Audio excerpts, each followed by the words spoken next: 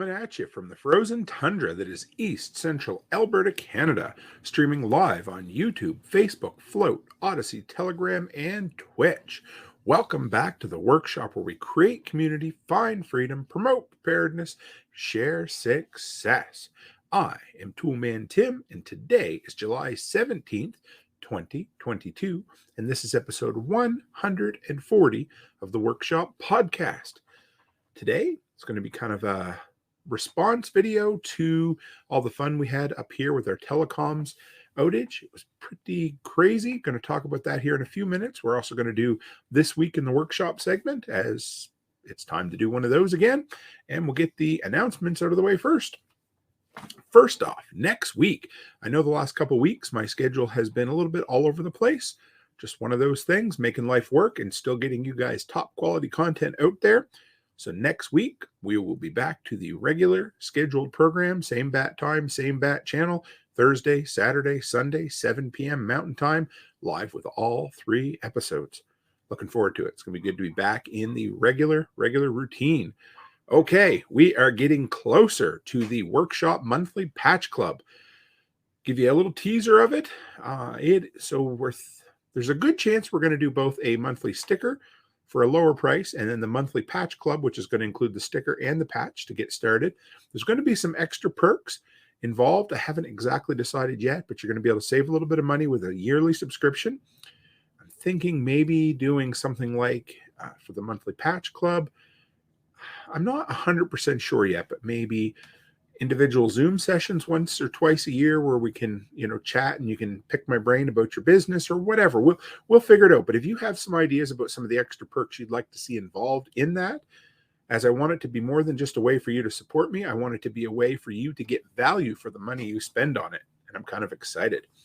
And of course, I keep saying it, our Telegram group is growing a little bit by little bit. It's rather exciting. I really enjoy that group. It's the best place to hang out. It's not too busy. You can't keep up with the chat, but it's busy enough that there's always somebody around to answer your questions or to just shoot the shit with, which I love. So if you haven't yet, grab that link in the description, whether you're listening to this on the podcast or one of the multitude of video streams. Grab that link, go over and join. We've had a lot of scammers, hackers, spammers, whatever you want to call them. So we've instituted a slightly stricter policy for getting in. So when you go to join the club, join the group, there will be a little link at the top that we will have to click and allow you in. So just send me a PM, whatever you want to do, but I will keep an eye out there, and I am doing my best to kind of streamline the process and make sure that you're not one of those Bitcoin scammers or a Nigerian prince looking to give me $10 million worth of inheritance.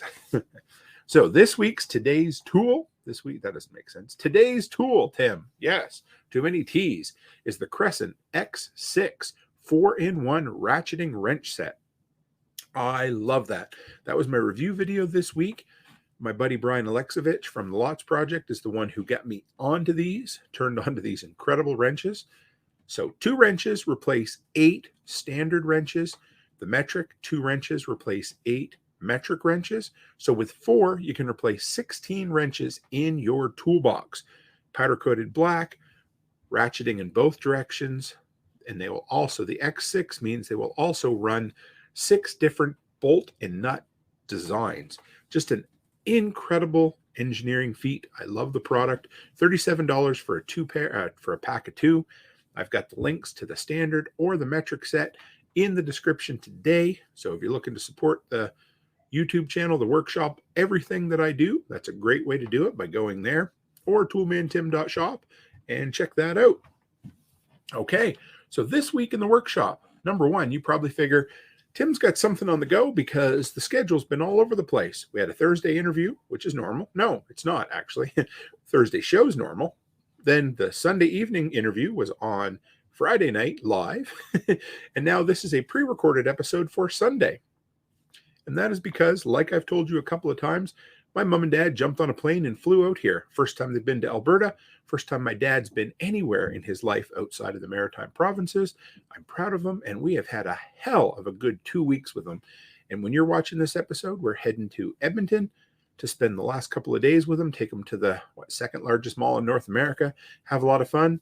and then say some tearful goodbyes, because it has been a hell of a time with mom and dad. I've loved it. I haven't had this much time with mom and dad in a long time, and it's been incredible. So thanks for being patient with me, guys, but family's incredible, and family's always first. And it's been just a wonderful time to have mom and dad with the grandkids and us, and just been good. So we took them. When I picked them up at the airport, haven't really talked to you guys about this, but we had a great time. For those of you who know Alberta, we went to Banff the first day, and that is just an incredible national park, beautiful Rocky Mountains with some glacial lakes and a really cool tourist town. They loved it. It was a lot of fun. Saw some really cool wildlife there. Then we went to the Calgary Zoo, which is the second biggest zoo in Canada. Had a lot of fun there. The penguin exhibit, it was just a really hot day. It's like 30, 31 degrees Celsius. So, in the 90s, I believe, Fahrenheit.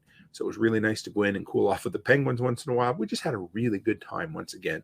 Really enjoyed ourselves. Run around the city a little bit and just had a good time. So we have implemented in the workshop a Scrounge of the Week award, because one of the 10 commandments of preparedness is thou shalt scrounge. So this week, the winner is Chris Dixon, who saved 10 moving blankets. In the pictures, they look like new, but moving blankets don't need to be new. He saved 10 moving blankets from the landfill, brought them home, and now they are his. So we always talk in the Telegram group, in the workshop, about the importance of saving material, saving scrap material, saving anything that you can use to save you money to turn into a project. And for Chris, that is incredible. I love moving blankets. We can't get them for free or almost free at Harbor Freight, because we don't have Harbor Freight up here. But, they're running, what, $10, $15 a piece. I scavenged a few from a bank property recently. It was really good. So if you have a Scrounge of the Week that you'd like to submit, send it to me on social, email, or most importantly, the best place is come in and brag at the Telegram group, because I can promise you this, the workshop community will boost you up for the Scrounge of the Week. So I think what I'm going to do is send a couple of stickers out in the mail to whoever wins. So that'll be kind of fun. I'm enjoying that. Something else that was really cool. I had a local guy, an older guy, came to me. He follows me on Instagram, and he said, "Hey, Tim," he said, "I hear you got access to the old style DeWalt batteries, because I can't get them at the store anymore." He said, "I got lots of the great old, the pillar style 18-volt DeWalt batteries in tools. Tools work great. I'm down to one battery, and it's driving me crazy." He said, "Can you find me some on that Amazon thing?" I said, "Sure. Yeah, I can." Good guy. He's one of the first guys to give me a snow contract years ago, and I really appreciate him. So I was able to order some for him on Amazon. They came in. I took some pictures. I was quite impressed with the build quality. And him and I both came to the conclusion that they're probably made in the same Chinese factory that all the DeWalt batteries were made in. It's just DeWalt isn't ordering them anymore. So they're just making them and selling them on eBay and Amazon. And they seem like a damn good battery.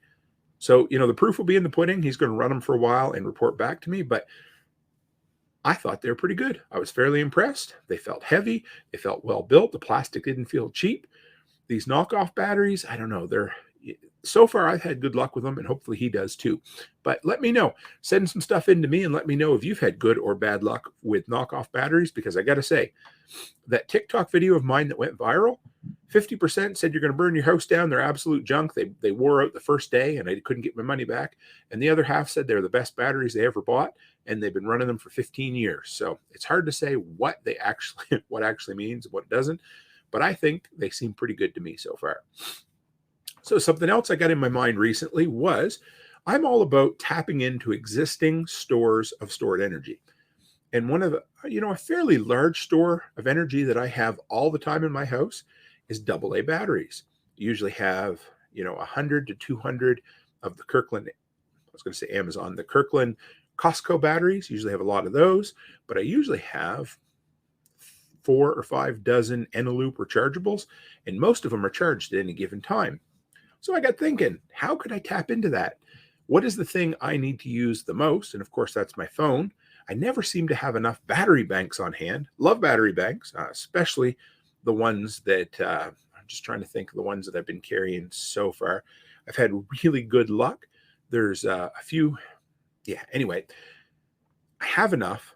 but I can't always find them when I need them. That's the real problem. The Anchor ones are the ones I absolutely love. I've tried a few other ones. They're okay, but Anchor is the cat's ass when it comes to batteries, battery packs. Usually the kids will take one. Usually I have a couple. Usually one will be down to half charge. The other one will be full.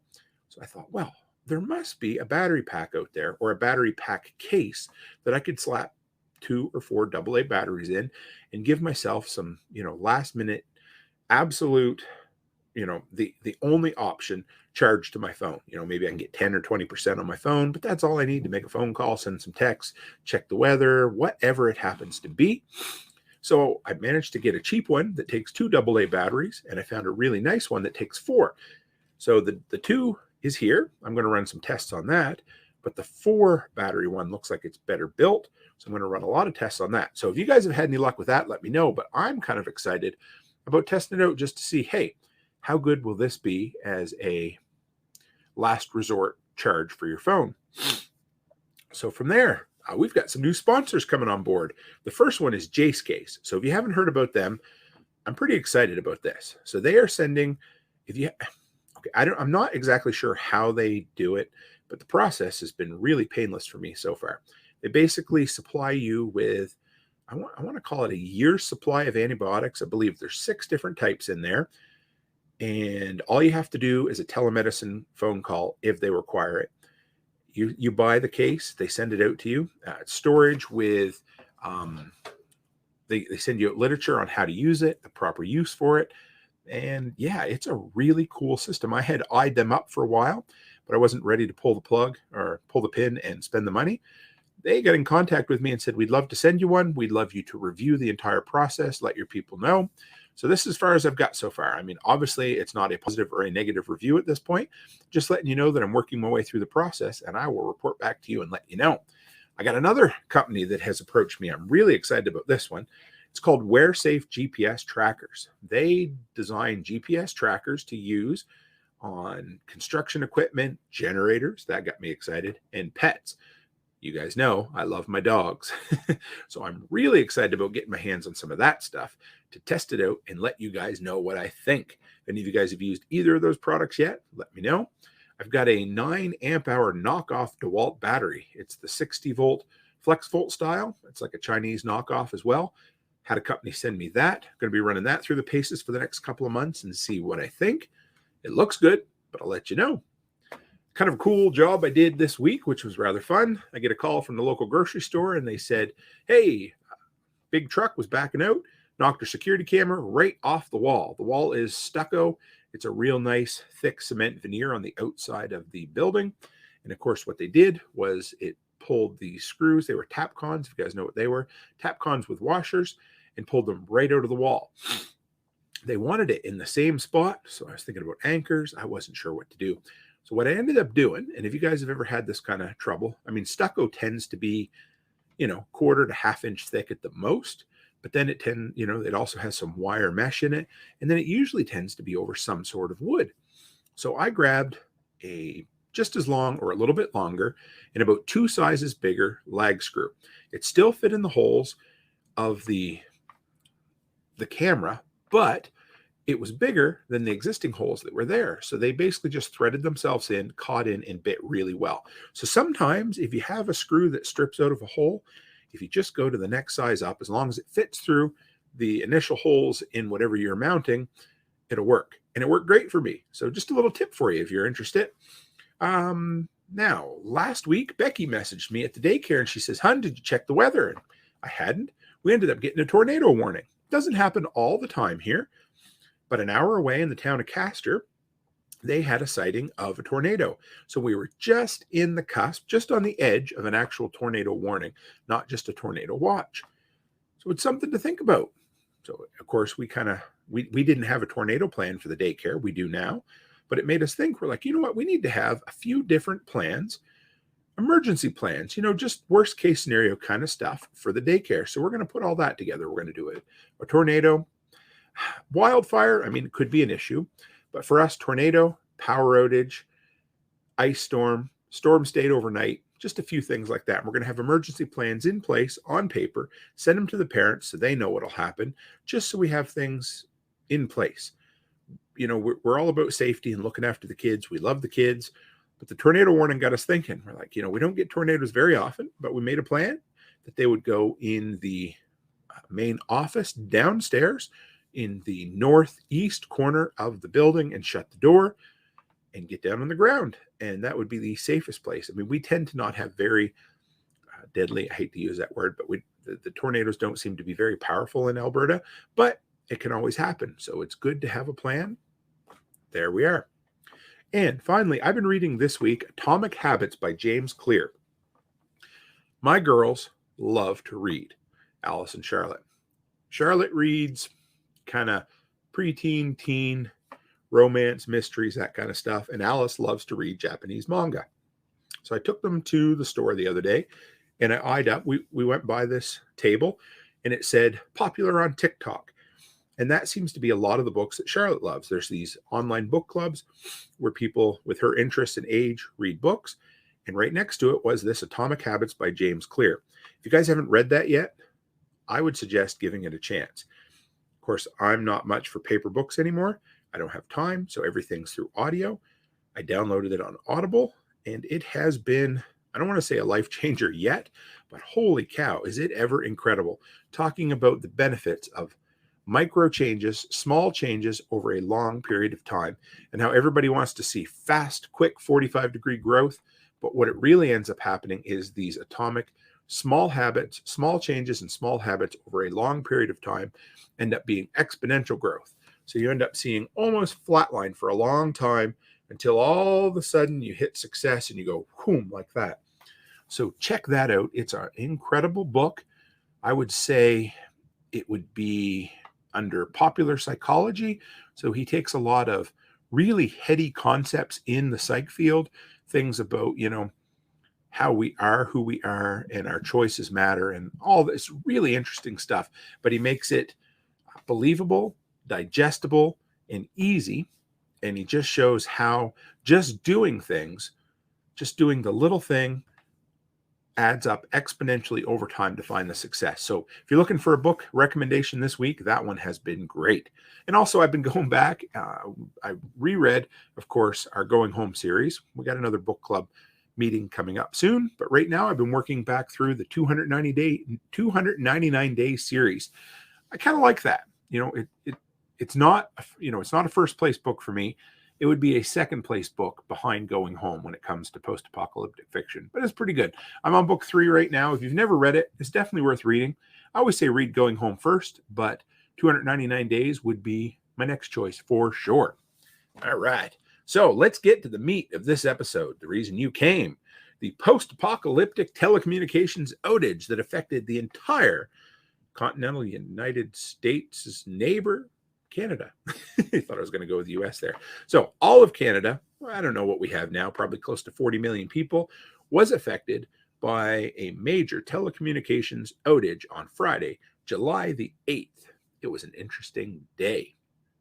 So let's break down the timeline for you, in case you're wondering what happened. If you're like, Tim, I have no idea what happened. Well, so internet, cell phones, and purchasing point of sale services were mostly down throughout the entire country, from the Atlantic Ocean to the Pacific Ocean, and people lost their collective minds.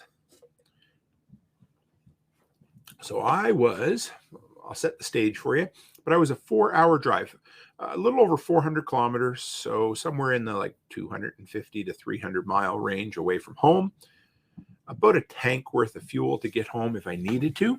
But we were on vacation. I had mom and dad and my twins, Alice and Charlotte, with me, and we were in Calgary, and we planned on spending the weekend traveling around. And so, being 4 hours from home and this kind of stuff happens, made me kind of nervous, just made me rethink things. We never changed our plans, but it just made me change the way that I did plan. It was kind of interesting. So I got up early that morning. Mom and dad hadn't adjusted to the Alberta time change yet. So 6 a.m, mom's like, hey, let's go for breakfast. Okay. I was beat, but we went down. We're sitting there having breakfast, and we had CTV Newsnet was playing in the background. Like there's always news playing at these hotel breakfasts. I don't get it. Fox News some places, CNN others, and in Canada, it's just about always CTV Newsnet. In the background, I hear, oh, Rogers has an outage. No big deal. That was about it. Never heard anything more about it. Had breakfast, went back upstairs, had a shower, get ready to leave, 8 o'clock in the morning. So the night before, I had let the tank of gas get just below half. I like to fill up at half. I should have filled up the night before, but I didn't.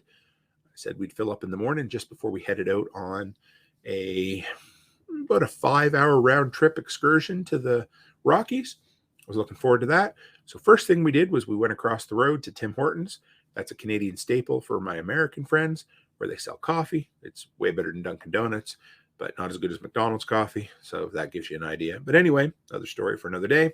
Had $100 cash in my wallet because when I travel like that, I do like to keep some hard currency on hand. I always kept $100 because that would fill my tank and would usually get me home.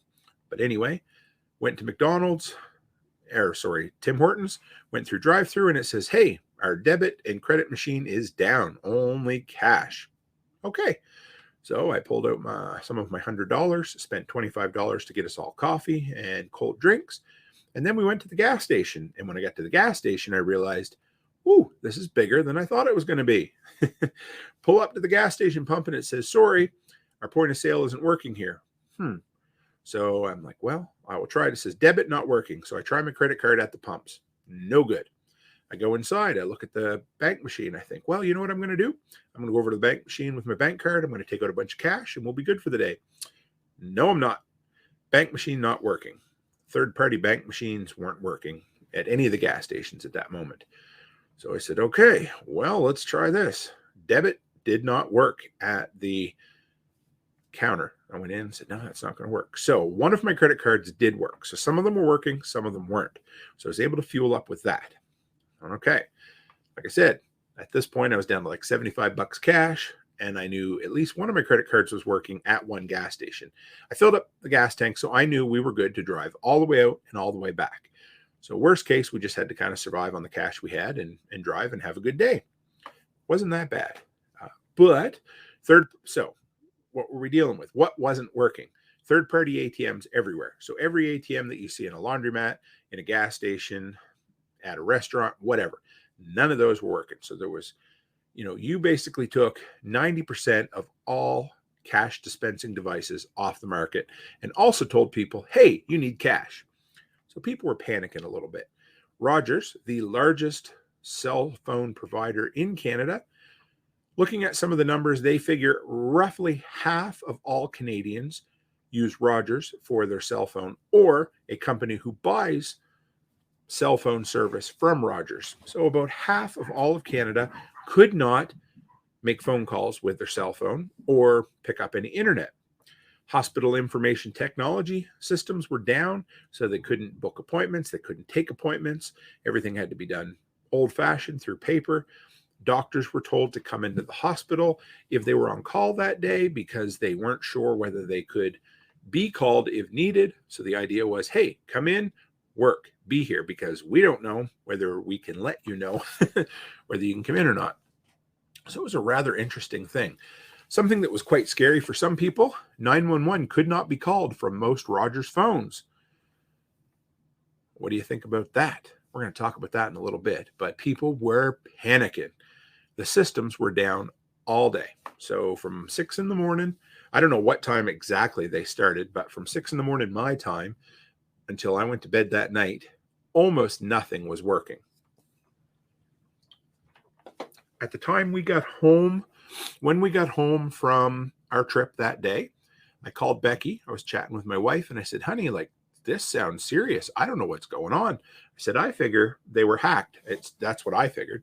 And she read me a post that had come up on Twitter that had came from, at the time, what we thought was Rogers customer service. And it basically said, hey, we had to shut down our systems due to a system intrusion, quote unquote hack, and they will be down until Monday. And to me, that seemed rather believable, because if somebody hacked your system on a Friday, there's a good chance that Saturday and Sunday, not much will get fixed because so many people don't work on the weekends. Anyway, later on that day, I went along and I got to talk. I went into the gas station, decided I wanted to fuel up again. I talked to an armored car driver, And he said he had been having one hell of a day trying to stay ahead of the few bank machines that were working because they were getting emptied as fast as they were getting filled up.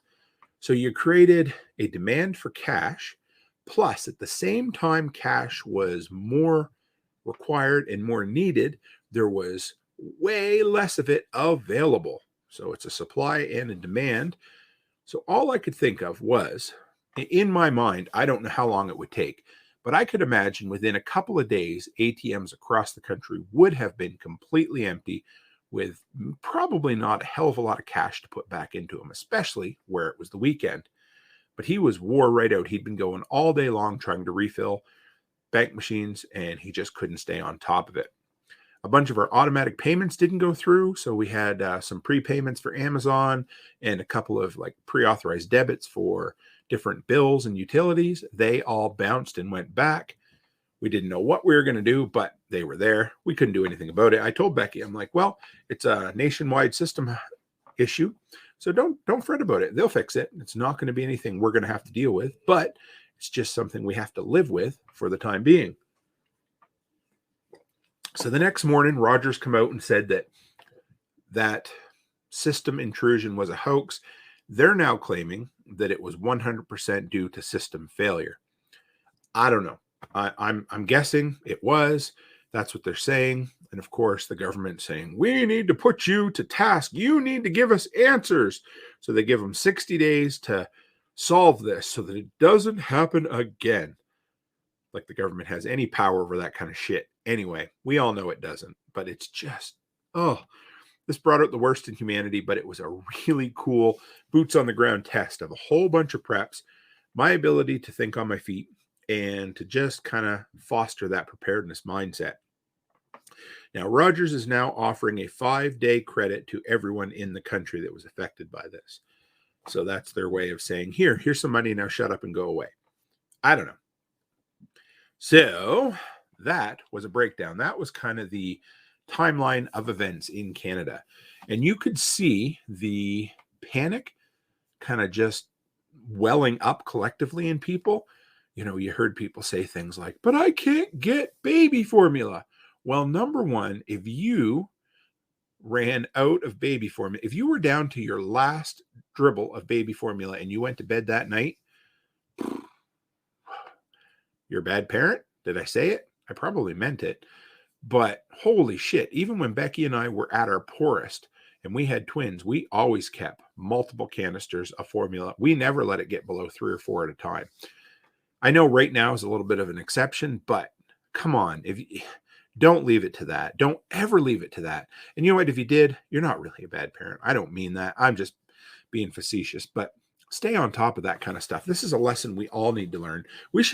No one should ever be down to 1 day left of baby formula or any essential item. It just shouldn't happen. We should all have lots on hand. But you heard it, people said, all I had was debit and I couldn't go and buy baby formula, or I couldn't go and buy diapers, or I couldn't go insert whatever is important to you because all your money was in ones and zeros in your bank account.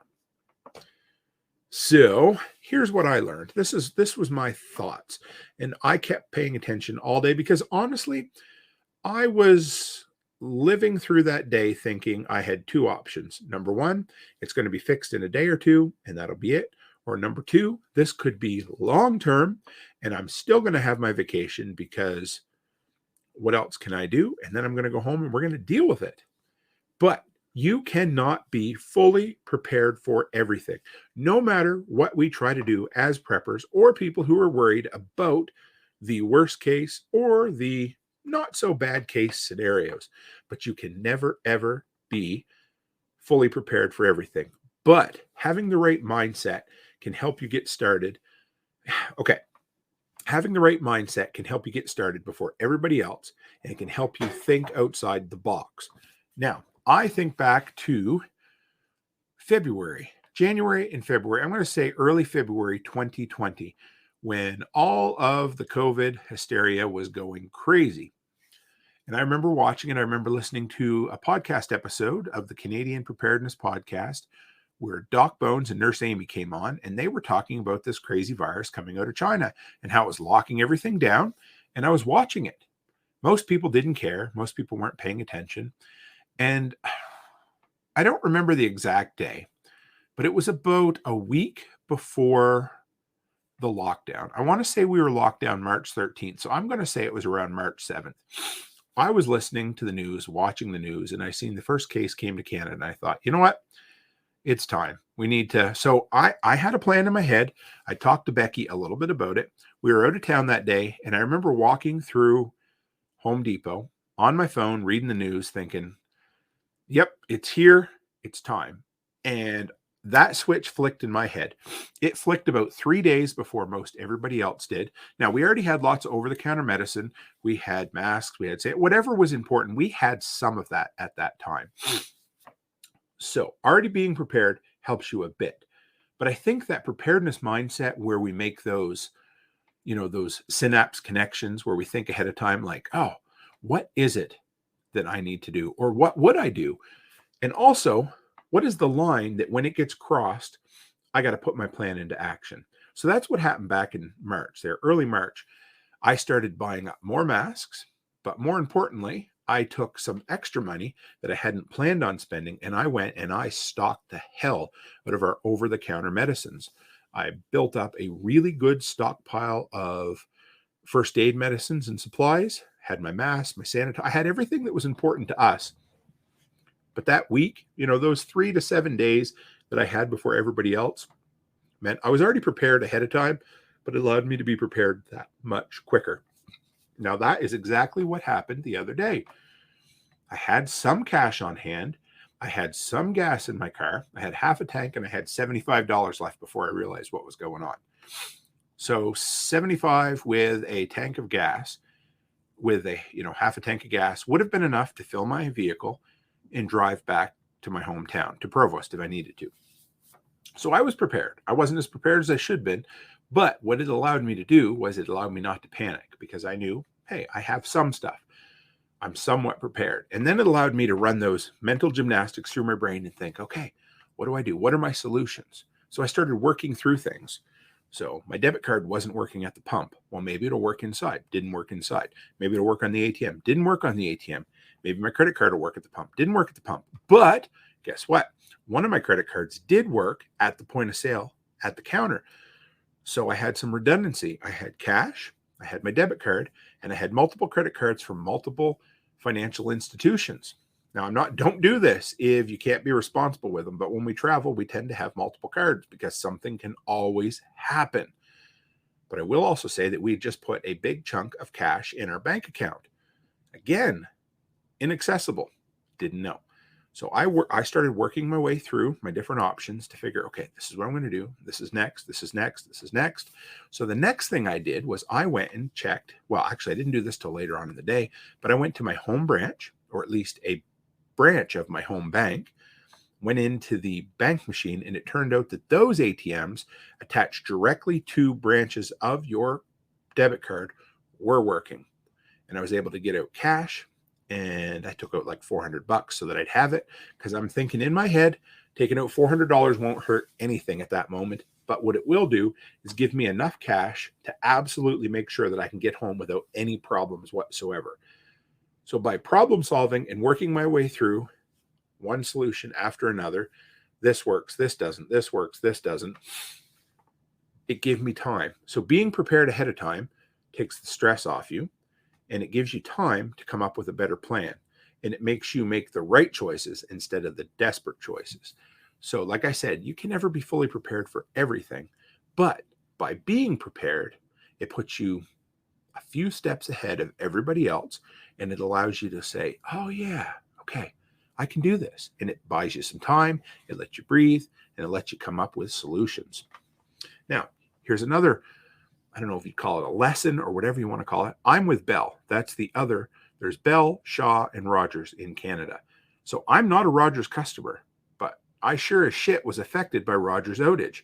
So how in the world did that happen? Well, it just goes to show that one little kink in this worldwide web mesh interconnected world we live in, one little issue, one little hiccup, one little bug in the system can be enough to tear it all down and affect absolutely everybody. So through no fault of my own or through no fault of any company that I am affected or affiliated with, shit can still go sideways. So just remember, no matter how prepared we are, no matter how much redundancy we have, there's always things that can come out of left field that can hurt you. I mean, if Thursday evening before I went to bed, somebody said, tomorrow there's going to be a nationwide Rogers outage, I would have thought, well, sucks if you're a Rogers customer.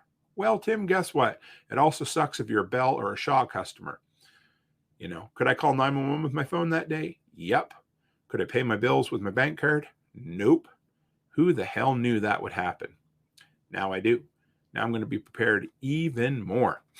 Now, here's something else. $100 used to fill my truck.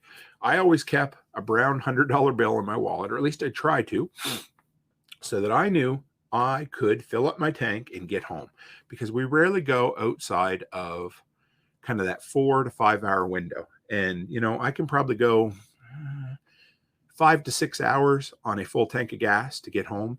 And I don't believe I've ever been further than that from home, except on our extended cross country or down south road trips. But as far as, you know, all the trips we take in the run of an average year, I'm never that much further away. So $100 could always do it before. Guess what? $100 don't fill my truck anymore. It takes over $150 to fill my truck now. So I need to start thinking about how much cash I'm going to keep on hand. I also got thinking, you know what? What happens if I get caught in a snowstorm or in civil unrest or water, you know, a road gets washed, whatever it happens to be. So I'm starting to rethink that $100 that I used to keep for emergencies, because, you know, you always think, well, what if somebody steals it? What if you lose it? Whatever, blah, blah, blah. Well, you know what? That can happen, but the benefits of having it, I think, are worth more. So I'm really starting to think I probably should have about $300 cash. Wherever I store it or stash it, I may not let people know, but I'm going to have it on me when I'm traveling at all times, because shit happens. And again, like I said, if you asked me the day before Rogers is going to be out, I really wouldn't thought it would have been an issue, but it absolutely was. Now, don't ever go below more than half a tank of fuel. How many times have I said this? And I know it can be hard, but it really doesn't cost any more to keep your tank full than it does to keep it empty once you filled it once. So even on road trips, even if you're like, you know what, I'll stop in just a little while. Just every time you get below half a tank, stop and fill it up. I mean, I can get 3 hours drive in a half a tank. Most people need to stop for a bathroom break after about 3 hours, especially on our long trips. So I've always tried to keep it that way. Sometimes on long trips, I'll push it, but from now on, it's going to be half a tank. You know, if I'm going to Lloyd an hour away and I hit a half a tank on my way up there, I fuel up before I come home. You know, if I've got 3/4 of a tank and I'm heading back, well, I'm going to fuel up back when I get home, because I want to have a full tank once I get home. Just that kind of thing. But always have that mindset. Hey, half a tank's an empty tank. Full tank's a half a tank. But no, just always keep it topped up and full, because you just never know. I mean, having a full tank, it's such a simple little thing to do, but, you know, it can allow you to bug out and, you know, with freedom and peace of mind. It can allow you to go and sit in your vehicle if need be and stay warm for 24 to 36 hours.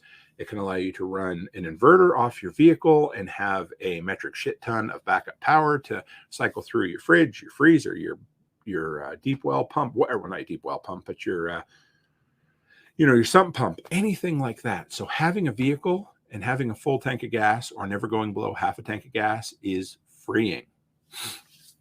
Now, here's something else I saw. People were acting like it was the end of the goddamn world. It was unfriggin' believable. People were on the news and they're like, I can't call 911. What'll happen? I can't. The panic was unreal. But you know what? Most of the people were just pissed off that they couldn't surf the internet or they couldn't go to the concert by the band or the guy called The Weeknd. That was one of the largest complaints that you saw on the internet, was the concert was canceled. I'm sad. You know what? There's bigger problems right now. Don't worry about a damn concert. Now imagine if this was a 4 or 5 day or heaven help us, a longer outage. I mean, what would happen? Day one, people are pretty civil. But by day two, when the ATMs, day two, day three, and the ATMs have started running out of money and people can't access the money that's theirs and they feel entitled to it, whether that's rightfully or not rightfully so. But either way, what in the hell are you going to do? What are people going to do? I just can't imagine how the general public, the average Joe, would react to something like this. Like I said, for the most part, things were pretty civil on day one. And I'm glad it only went to day one. But if we'd ended up going Friday, Saturday, Sunday, Monday, like they said, 2 business days, 4 days in total, there's going to be a lot of pissed off, slightly nervous, slightly anxious people that don't know what the hell to do with themselves. So I'm really glad it didn't. Maybe I'm sick and twisted, or I don't know, but it was a pretty good mental exercise for me to take that and run with it for 4 or 5 days or longer in my brain and say, okay, what's the plan? This is plan A if it runs, this is, plan 1 if it runs a day, plan 2 if it runs 2 days, plan 3 if it runs a weekend or 4 days. And then what do we do if this is a long-term outage? And you just think. But I can tell you the first thing I didn't do was panic or stress or be scared or nervous. Honestly, it was, like I said, I didn't change my plan. I just changed the way I planned. And it worked. And we had a great day.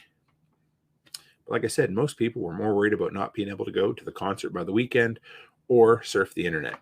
Whatever. Diversify. I talk about diversify. And I mean, it's great to have crypto. It's great to have gold and silver. It's great to have cash. But on the everyday way you spend your money, it's still good to diversify. Have some cash, have your debit card, and have, boy, not everybody likes to hear this, but I think multiple credit cards can be a saving grace. In this instance, they were. I like having multiple credit cards because I can double up my points in certain places. If I go to one gas station and I use a certain card, I'll get 10 times the points. But if I go to a different gas station, I got to use a different card. So just don't let yourself get in over your head with them, because that is something we certainly did years ago, and we don't do that anymore. But having multiple cards, having multiple redundancies, and diversifying in both forms of money and institutions that store or save your money is not a bad idea. Now, what was the public response? The biggest thing I heard was, how could the government allow all of this to happen? How could they allow Rogers to have such a monopoly that the internet going down can cause the point of sale across the country to fail? Well, that's just what happens. You want to have a system that is as efficient as possible. It's going to be run by a single company. And unfortunately, in the world we live today, these kind of systems are going to have failures, whether this was a hack, which it doesn't sound like it was at this point. It'd be pretty cool to say it was, but no, anyway, it really doesn't sound like it was. It just sounds like it was a serious system failure. But you know what? It really does not matter whether it was a hack or a system failure. All that matters is the results of what happened. And those results were bad. People couldn't call 911. I mean, that was what it was. People couldn't access their cash. They couldn't buy things. And if you're not prepared, that really sucks. So, of course, how did it happen? How did the government allow this to happen? We need more government regulation. The government needs to fix this. Government. It's always the answer to these questions and these issues. And of course, the people said, we need the government to fix it. And then guess what happened? The government said, Shaw, Rogers, Bell, you have 60 days to come together and come up with a bipartisan solution to make sure this doesn't happen again. Bullshit. Whatever. All that is pandering to the public and saying, we're going to fix this. And all that's going to end up happening is there's going to be more legislation to make things more difficult for everyone. They're not going to solve it. It's not going to happen. It is what it is. It's the world we live in, and this kind of shit happens. The government is not going to solve it. We know that. But that tends to be the general public's response. Hey, government, fix this. Make scary thing go away so I feel better. If I have to spend money, take my taxes and spend it. Just make the fear go away with laws and taxes. not the answer, but we all know that. So I'm preaching to the choir. And the last thing, my last thought was, what do you do if 911 doesn't work? Well, have you heard the term of being your own first responder? That is almost, I mean, what are cops? What are 911? What are the fire? Paramedics, maybe, yes. But what do you do? I mean, it's always a response. It's always a response to something. You need to be there and be willing to handle whatever emergency comes your way in the best situation you can. You know, is it great to have access to it? Yes. Should you depend on it? I don't think so. Be willing and able to defend yourself. Be willing and able to treat as many medical issues as you can. You know, have all the firefighting equipment and warning devices on hand to do whatever you can. But damn it, you need to, and I need to be my own first responder, because 911 isn't there to save you. It's there to respond and deal with the aftermath of whatever has already happened to you. The only way that you can have an instant response is you have to deal with whatever emergency you're dealing with at the moment and become your own first responder. So 911 doesn't work. Yeah, it sucks, but don't let it scare you shitless and deal with it. Got to be your own first responder. So I hope you guys enjoyed that. It was a rather interesting 12 hours that I dealt with that day. Like I said, we had a great day. We didn't change our plan. We just changed the way we did plan. Had a great day. Had some good ice cream. Oh, I shouldn't say it, but it was really good. Just had an overall great day with the family, but it was a really cool experience to sit around and watch the world do what it does and respond in the way that it does, in the predictable way that it does. You could tell me, if you told me what was going to happen, I could have told you what the response was going to be from government, from people, from news. And it's exactly what happened, right? So there we are. I hope you enjoyed this. I did. I'm glad it was only one day, because I hate to see any sort of pain or punishment on anybody. But it was good. We had a great time. We ended up staying safe and not allowing it to affect us in any way, shape, or form. So anyway, guys, from here, regular schedule next week. Rather excited to have you back and be live with you. I hope you enjoyed this pre-recorded episode. And as always, stay happy, stay healthy, and have a great week.